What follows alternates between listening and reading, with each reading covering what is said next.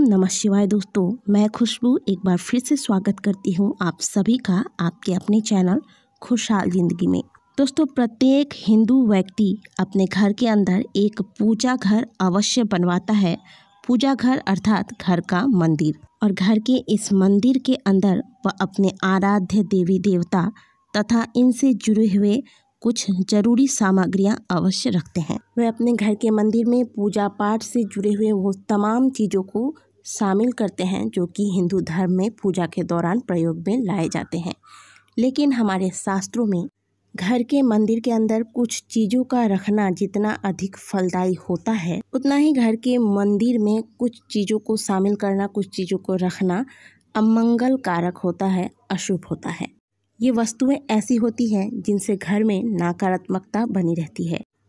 इसके परिणाम स्वरूप घर में लड़ाई झगड़े कलेश तथा नुकसान ही नुकसान होता है। आज हम जानेंगे ऐसे ही कुछ चीज़ों के बारे में जिन्हें लोग घर के मंदिर में जाने अनजाने में रख देते हैं। यदि आपके भी घर के मंदिर में ऐसी कुछ चीज़ें रखी हुई हैं तो उन्हें आज ही अपने घर के मंदिर से हटा दें और हटाकर इसे किसी दूसरे स्थान पर रख दें, लेकिन इन्हें पूजा घर में ना रखें। लोग ऐसा करते हैं, इनके पीछे वजह यही होता है क्योंकि उन्हें लगता है कि ये चीज़ें धार्मिक है और इनका भी स्थान पूजा घर में होना चाहिए और इनका भी पूजा अर्चना किया जाना चाहिए। दोस्तों, भगवान श्री कृष्ण कहते हैं कि कलयुग में व्यक्ति कुछ ऐसी चीज़ों को धार्मिक समझकर उनका पूजा करेंगे जिसे कि शास्त्रों में वर्जित माना गया है। तो चलिए जान लेते हैं कि हमारे घर के मंदिर में हमें कौन सी चीज़ें रखनी चाहिए और कौन सी चीज़ें नहीं रखनी चाहिए। वीडियो अच्छी लगे तो वीडियो को लाइक ज़रूर कीजिएगा। सबसे पहली बात, घर के मंदिर में एक दीपक अवश्य होता है। दीपक और धूपदान भारत की परंपरा तथा मिट्टी से जुड़ी हुई है, इसलिए घर के मंदिर में पारंपरिक मिट्टी का दीपक अवश्य होना चाहिए। लेकिन मिट्टी की दीपक को आप एक बार ही इस्तेमाल में ला सकते हैं। मिट्टी के दीपक को एक बार जलाने के बाद दोबारा से इसे नहीं जलाना चाहिए। इसीलिए अगर आप प्रतिदिन नई मिट्टी का दीपक नहीं रख सकते तो घर के मंदिर में धातु का दीपक अवश्य रखना चाहिए, लेकिन यह दीपक स्टील के धातु का ना हो। अगला चीज़ है स्वास्तिक। घर के मंदिर में स्वास्तिक का निर्माण अवश्य करना चाहिए। इसे आप रोली या फिर हल्दी से बना सकते हैं। स्वास्तिक आपके घर के शक्ति, समृद्धि, सौभाग्य तथा शुद्धता का प्रतीक माना जाता है। यही वजह है कि किसी भी शुभ व मांगलिक कार्य से पहले स्वास्तिक का चिन्ह अवश्य बनाया जाता है। तीसरी चीज़ है कलश। हिंदू धर्म में कलश को सुख व समृद्धि का प्रतीक माना जाता है। घर के पूजा स्थान पर रोली व कुमकुम से अष्टदल कमल बनाकर उस पर आप एक कलश रखें। कलश पर आप स्वस्तिक व ओम का निर्माण करें।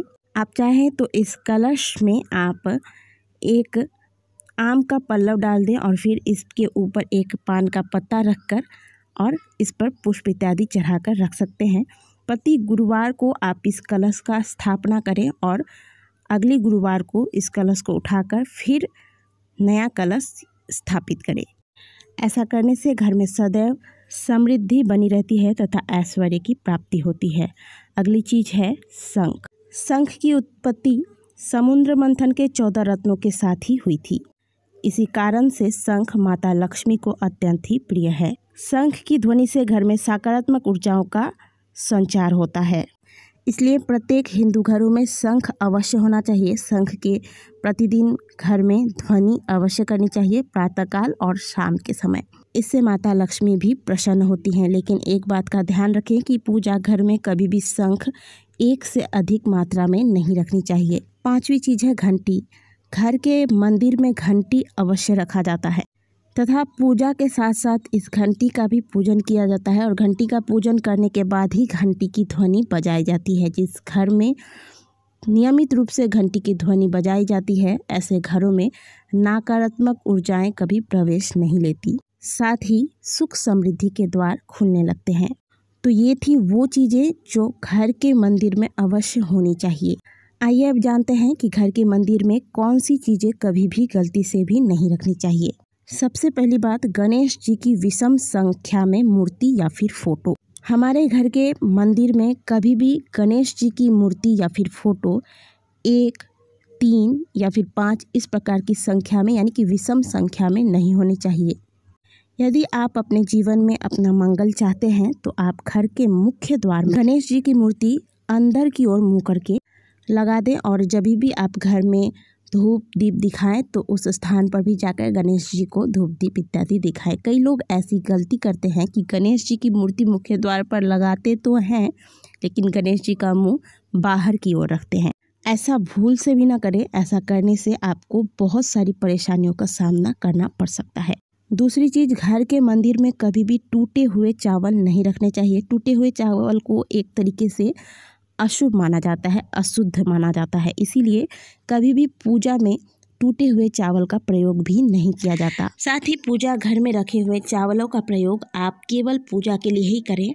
इसका प्रयोग आप रसोई में किसी भी कार्य के लिए नहीं करेंगे। इसके साथ ही घर के मंदिर में पुराने बासी चढ़ाए हुए फूल, बेलपत्र इत्यादि को अधिक समय तक इकट्ठा करके न रखें। ये घर में नकारात्मक ऊर्जाओं को बढ़ाते हैं। पूर्वजों की तस्वीर, कई लोग अपने घर के मंदिर में पूर्वजों की तस्वीर लगाकर रखते हैं। यदि आपके घर के मंदिर में आपने अपने पूर्वजों की तस्वीर लगाकर रखी है तो इसे आप आज ही अपने घर के मंदिर से हटा दें, क्योंकि वास्तु शास्त्र के अनुसार पूजा घर में मृत परिजनों की तस्वीर रखने से अशुभ परिणाम प्राप्त होते हैं।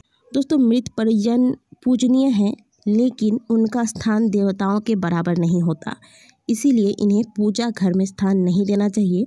आप इनकी तस्वीर को घर की दक्षिण दिशा में अवश्य लगा सकते हैं। यदि आप मृत परिजनों की फोटो घर के मंदिर में रखते हैं तो घर के मंदिर में नकारात्मक ऊर्जाएं सक्रिय होने लगती है तथा घर के समस्त देवी देवता रुष्ट हो जाते हैं। फिर कई बार ऐसा होता है ना कि हम पूजा पाठ तो बहुत करते हैं लेकिन शुभ परिणाम नहीं आता, घर में बहुत कलेश हो जाते हैं।